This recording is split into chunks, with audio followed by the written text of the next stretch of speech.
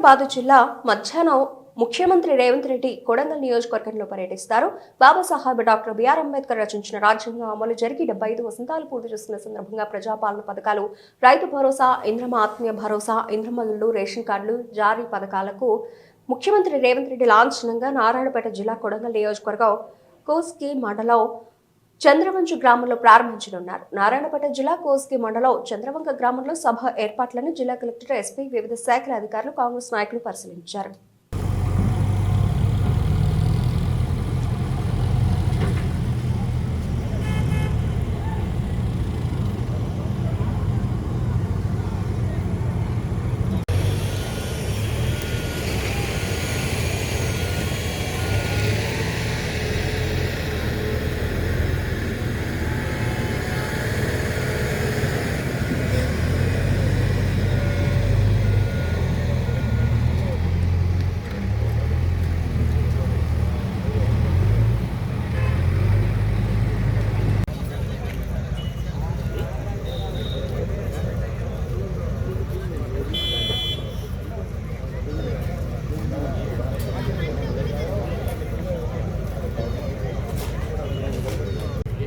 రేపు మన గౌరవనీయులు ముఖ్యమంత్రి గారు మా సొంత గ్రామమైన చంద్రవంచకు రావడం జరుగుతుంది.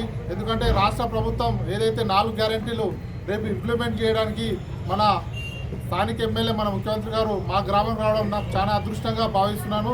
ఎన్నో జన్మలా చేసుకున్న పుణ్యం ఈరోజు ముఖ్యమంత్రి గారు నెరవేరుస్తున్నారు కాబట్టి దానికి నేను చాలా ధన్యులై ఉంటున్నాను తెలియజేస్తూ ముఖ్యమంత్రి గారు ఘనంగా స్వాగతం పలకాలంటే ప్రతి ఒక్కరు కోసి గ్రామ ప్రజలకు మరియు కొడంగల్ కాన్స్టిట్యూన్సీ ప్రజలకు అందరికీ తెలియజేస్తూ ఈ అవకాశం పెద్దలందరికీ ధన్యవాదాలు. రేపు మన ముఖ్యమంత్రి రేవంత్ రెడ్డి గారు మన చంద్రవంచ కోసి మండలంలో చంద్రవంచ గ్రామానికి రావడం మనం ఈ ప్రాంత ప్రజలందరూ కూడా అదృష్టంగా భావించాలి.